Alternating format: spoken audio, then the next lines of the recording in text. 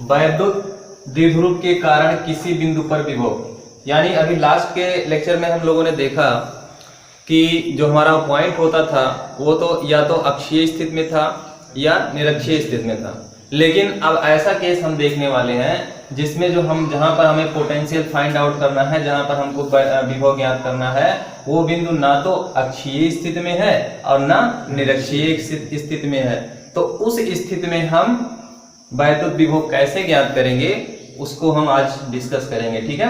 उसके लिए सबसे पहले हम मानते हैं कि हमारे पास AB एक वैद्युत द्विध्रुव है जो -q और +q आवेश से मिलकर बना है, जिनके बीच की डिस्टेंस स्मॉल 2l है, अर्थात आपका जो है अल्पांश दूरी 2l है, ठीक। इसका मध्य बिंदु O है, O से स्मॉल r दूरी पर स्थित बिंदु P जो कि ना अक्षीय है और ना निरक्षीय है, वहां पर हमको वैद्युत विभव ज्ञात करना है। इतनी सारी चीजें बोलेंगे हम, ठीक। ये आपको चित्र से दिख भी रहा है। अब दूसरा चीज हम क्या करेंगे, सबसे पहले देखिए जैसे जो ये डिस्टेंस है, कौन सी डिस्टेंस, PB। देखो मैंने आपको बोला कहीं पर अगर आपको वैद्युत विभव ज्ञात करना है इसके लिए दो चीजें चाहिए। क्या? पहला चीज तो जहां से आपको ज्ञात करना है वहां से जहां पर ज्ञात करना है वहां तक के बीच की दूरी चाहिए। दूसरा जिसके कारण ज्ञात करना है उसका आवेश चाहिए। दो चीज होनी चाहिए। तो भाई अपने पास तो -q और +q दो आवेश तो एकदम क्लियर है, बट यहाँ से हमको जब इस पॉइंट पर ज्ञात करना है तो ये डिस्टेंस हमको नहीं पता है, और यहाँ से हमको यहाँ पर ज्ञात करना है तो ये डिस्टेंस हमको नहीं पता है, और यही हमारे लिए चैलेंज है। बात समझ रहे हो ना? अगर हम यही डिस्टेंस फाइंड आउट कर लेंगे तो हमारे लिए फिर ये यहाँ पर वैद्युत विभव ज्ञात करना बिल्कुल भी इजी हो जाएगा। समझ रहे हैं ना? तो इसके लिए अब हम क्या करेंगे कि जो ये डिस्टेंस है, मींस PB जो डिस्टेंस है, इसको हम ऐसे जैसे लंगड़ा प्रकार हम रखेंगे, यहाँ पे रख लेंगे, पेंसिल की नोक यहाँ पे रख लेंगे और इतनी दूरी को लेकर के इस पर चाप लगा देंगे। मतलब ये दूरी मेजर करेंगे, ठीक, समझो इसको, ये दूरी मेजर करेंगे और फिर उसी दूरी को इस पर, ये वाली जो बीच वाली डिस्टेंस है, इस पर हम क्या कर देंगे, चाप लगा देंगे। मतलब इतने बराबर दूरी को यहाँ पर हम इस पर नाप करके यहाँ पर हम क्या कर लेंगे, एक ऐसे निशान लगा लेंगे, चिन्ह लगा लेंगे, ठीक। और फिर उस चिन्ह को हम इस बिंदु से ऐसे मिला, ध्यान से समझिए, समझ रहे हो ना? क्या किया है हमने यहाँ पर, हमने इसके बराबर PB के बराबर जो डिस्टेंस है उस डिस्टेंस को OP पर, ये आपका यहाँ पे क्या है, OP पर हमने एक चाप लगा दिया। और कैसा चाप लगाया, परपेंडिकुलर चाप लगाया, मतलब ये 90 डिग्री पर है, ठीक। बात समझ में आई भैया? और उसके बाद में फिर क्या करना है, इसी डिस्टेंस को, ये जो हमारी ये वाली जो लेंथ है ना OP, इस बिंदु को हम यहाँ पे पहले इसको हम बोल दे रहे हैं O, ये है हमारा O, और ये बिंदु जो हमने प्राप्त किया इसको हम कह देते हैं C, ठीक है।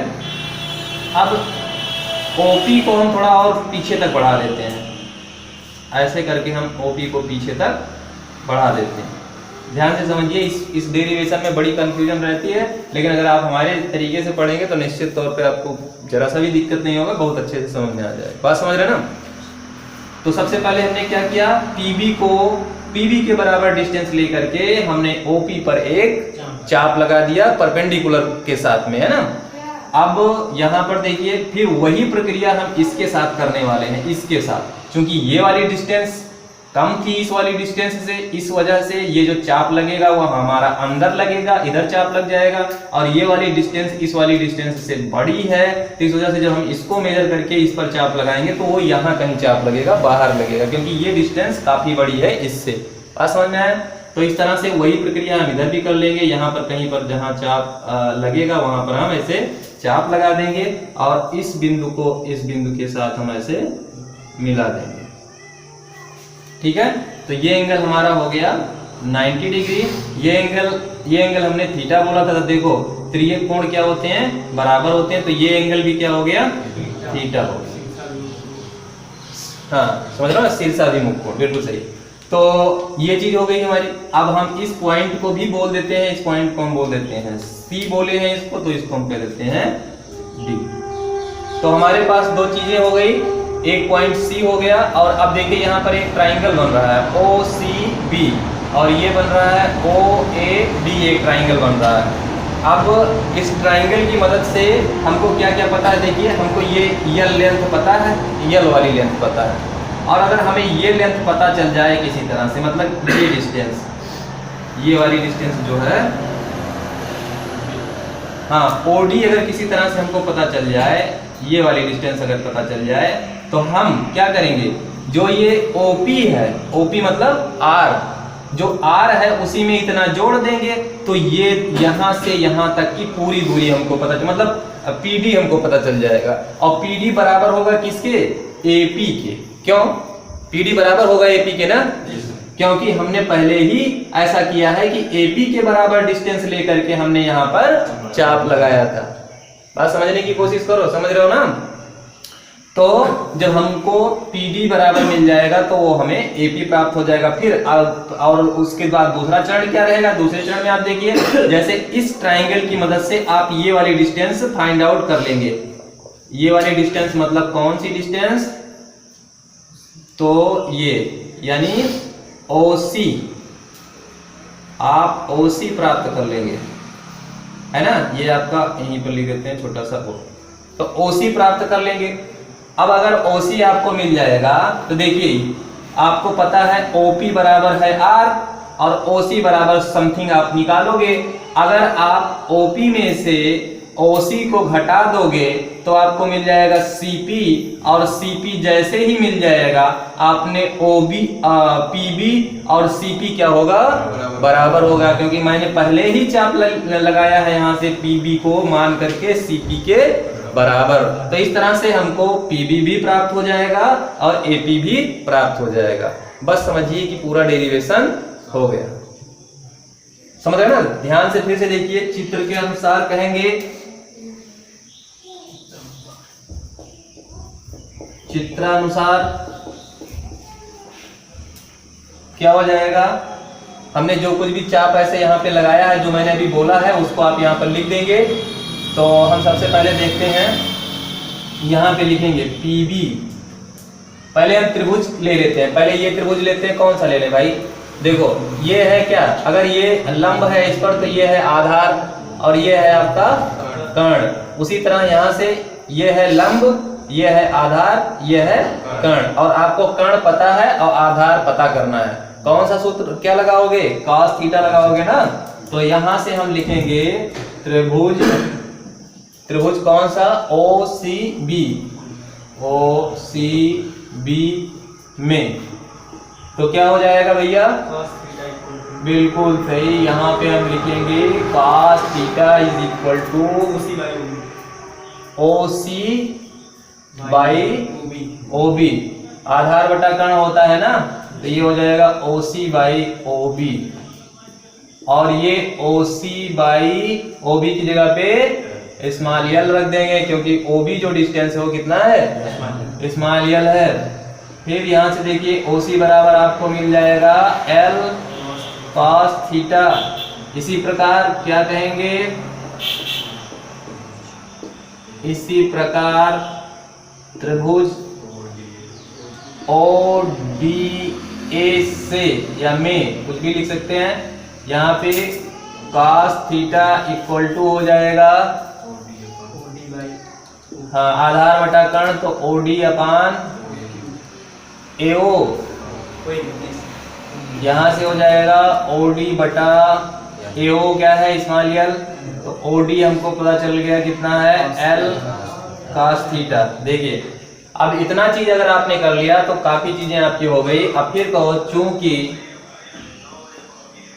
चूंकि कितना हो जाएगा, AP इक्वल टू, AP आपका कितना है, यहाँ पे दिया गया है AP बराबर है PD के, देखो PD के, और ये बराबर है किसके, ये देखिए OD plus OP, OD plus OP, तो ये OD आपको कितना आपने निकाला, ये देखिए यहाँ से OD कितना निकाला, L cos थीटा, और प्लस OP आपको पहले से ही ज्ञात है कितना है, R है। ठीक, देखिए ये आपको कितना मिल गया, L cos theta plus R। AP आपको पता चल गया।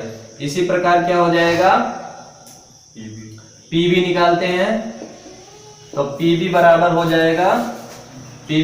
जाएगा आपका PC, और PC किसके बराबर होगा, OP माइनस OC। तो OP आपका है R, है ना, OP कितना है, R है, और OC आपने निकाल लिया अभी कितना, L cos थीटा। देखिए ये दोनों हमने निकाला है L cos थीटा, ये भी आया है L cos थीटा। तो इस डिस्टेंस को घटा देंगे, R minus L cos theta हो जाएगा, ठीक है, इस तरह से। अब आप कहिए कि माइनस Q आवेश के कारण बिंदु P पर विभव, तो हम यहां पर बोल देते हैं माइनस Q आवेश के कारण बिंदु P पर विभव। ध्यान से समझिए बेटा, विभव, तो हम इसको V1 बोल देते हैं। आपको पता है बिंदु आवेश के कारण वैद्युत विभव कितना होता है, ये होता है ना, तो Q अपान डिस्टेंस AP, तो ये डिस्टेंस हम AP लिख देते हैं। AP बराबर कितना हो जाएगा, -1 अपान 4 pi epsilon not Q upon AP की जगह पे कितना है भाई, R plus L cos theta लिख देते हैं यहाँ पे, ये हो जाएगा इस तरह से, ठीक। इसी प्रकार B2 बराबर है ना, B2 जो होगा आपका क्या हो जाएगा, प्लस Q आवेश के कारण, प्लस Q आवेश के कारण बिंदु P पर विभव। लैंग्वेज पकड़िए, लैंग्वेज कैसे हम बोलते हैं, ये लैंग्वेज अगर आप देखोगे, पढ़ोगे, इसको समझोगे ना, तो फिर आपको डेरिवेशन करना एकदम इजी हो जाएगा। B2 बराबर आप यहाँ से निकाल सकते हैं, B2 कितना हो जाएगा, B2 जब आप यहाँ से निकालेंगे तो B2 बराबर हो जाएगा 1 अपान 4 pi epsilon not Q upon PB, तो ये हो जाएगा Q अपान PB, और ये आपको मिल जाएगा 1 अपान 4 pi epsilon not Q upon R minus L cos theta. तो आप इसको यहाँ पे पुट कर दिए, और इस तरह से जो परिणामी विभव होगा, परिणामी विभव B बराबर हो जाएगा B1 प्लस B2, फिर से वही चीज। अब दोनों को अगर आप जोड़ दोगे तो जोड़ेंगे हम डायरेक्ट करके, है ना, यहाँ पे देखिए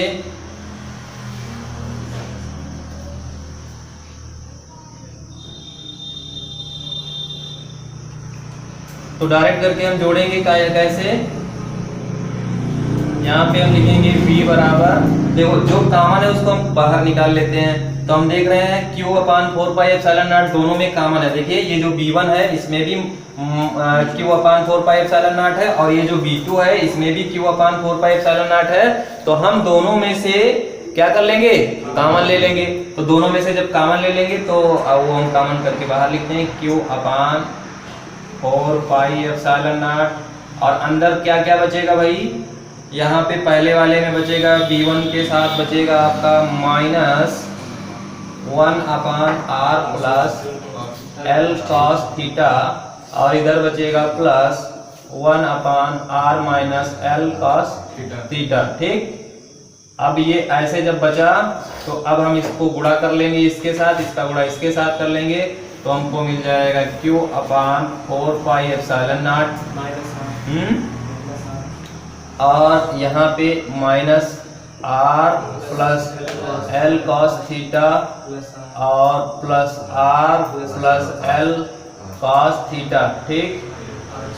और यहाँ पे ये हो जाएगा R, देखो A plus B, A minus B लिखा हुआ है ना, तो यहाँ पे सूत्र बन जाएगा R square minus L square cos square theta, ठीक, कुछ इस तरह से। अब ये देखिए ये हो गया Q upon 4 pi epsilon not, ये आपका कैंसिल आउट हो जाएगा, ये इससे कैंसिल हो गया, ठीक है। तो हमारे पास अब क्या बचा, खाली ऊपर बचा एल कॉस थीटा मिलकर के 2l कॉस थीटा है ना, और नीचे बचा R square minus L square cos square theta. और जैसा हर बार हम करते हैं, चूंकि r इज ग्रेटर देन, या ऐसे आप बोलिए l is less than r, तो l square is very very less than r square, अतः इसको हम छोड़ देते हैं। और देखो वैसे भी आप देखिए यहाँ पे l स्क्वायर एक बहुत छोटी राशि हो जा रही है, यहाँ पे क्या हो जा रहा है, l स्क्वायर एक बहुत छोटी राशि हो जा रही है। तो जब किसी छोटी राशि के साथ आपका गुणा होगा तो वो राशि भी क्या हो जाएगी, छोटी हो जाएगी।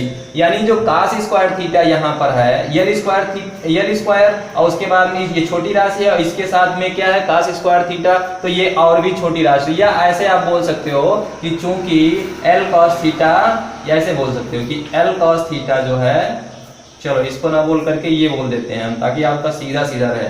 चूंकि l cos थीटा बहुत छोटा है r से, तो l square cos square theta बहुत बहुत छोटा हो जाएगा r स्क्वायर से। अतः अब इसको छोड़ने पर तो हम इसको नेग्लेक्ट मान लेंगे, छोड़ देंगे, और इसको जब छोड़ देंगे तो ये टर्म हमारा नहीं रहेगा। और ऊपर में हम देखो एक सूत्र बनाएंगे, ये हो जाएगा यहाँ से आपको b बराबर क्या मिल जाएगा, b बराबर मिल जाएगा आपको 1/4 पाई एप्सिलॉन नॉट, और उसके बाद में इधर हम इसको लिख देते हैं 2ql एक साथ में लिख देते हैं, और फिर यहाँ पे cos थीटा ये, ठीक, और बटे में क्या है, बटे में ये आपका टर्म हट गया तो खाली r स्क्वायर, ठीक। तो इस तरह से आपको ये चीज मिल गई। अब फिर अगला टर्म जो आपको मिल जाएगा b बराबर 1/4 पाई एप्सिलॉन नॉट, इसकी जगह पे क्या लिख देंगे, p लिख देंगे, बहुत ही आसान है देखिए। और ये हो गया आपका cos थीटा और नीचे हो गया r स्क्वायर। तो यही है आपका भैया बिंदु P पर वैद्युत विभव, जो कि ना तो अक्षीय है और ना निरक्षीय है। अब देखिए थोड़ा सा और हम इसमें ध्यान देंगे। अब इसका हम देख लेते हैं बाबू स्पेशल केस, यानी अगर ये डेरिवेशन आप तैयार कर लीजिए तो चाहे अक्षीय के लिए और चाहे निरक्षीय के लिए, दोनों के लिए आप बेशक इससे निकाल सकते हैं बहुत ही आसानी से। चलिए स्पेशल केस हम यहाँ पे देखते हैं। तो स्पेशल केस पहला क्या है, यदि अक्षीय हो, अक्षीय पर आपको अगर निकालना है तो अक्षीय क्या जानते हैं हम, x अक्ष के साथ जो कोण बनता है वो कितना होता है, 0 होता है। यानी जब x अक्ष के अनुदिश होता है तो उसको हम कहते हैं अक्षीय, है ना। y अक्ष के अनुदिश होता है तो निरक्षीय कहते हैं। और x अक्ष के जब अनुदिश रहेगा तो वहां पर जो एंगल बनेगा, ये देखिए अगर यही पॉइंट जो यहाँ पर है, ये ध्यान से समझो, ये पॉइंट यहाँ पर है तो थीटा कोण बना रहा है। और अगर यही पॉइंट ऐसे ऐसे ऐसे ऐसे ऐसे यहाँ पे आ जाएगा तो ये थीटा क्या हो जाएगा, पहले देखो यहाँ पर रहेगा तो कुछ कोण बना रहा है, फिर ये यहाँ पर आएगा तो कुछ कम, फिर कम कम कम, और फिर यहाँ पर जैसे आएगा वो एकदम 0 हो जाएगा, घटते घटते क्या हो जाएगा, 0 हो जाएगा।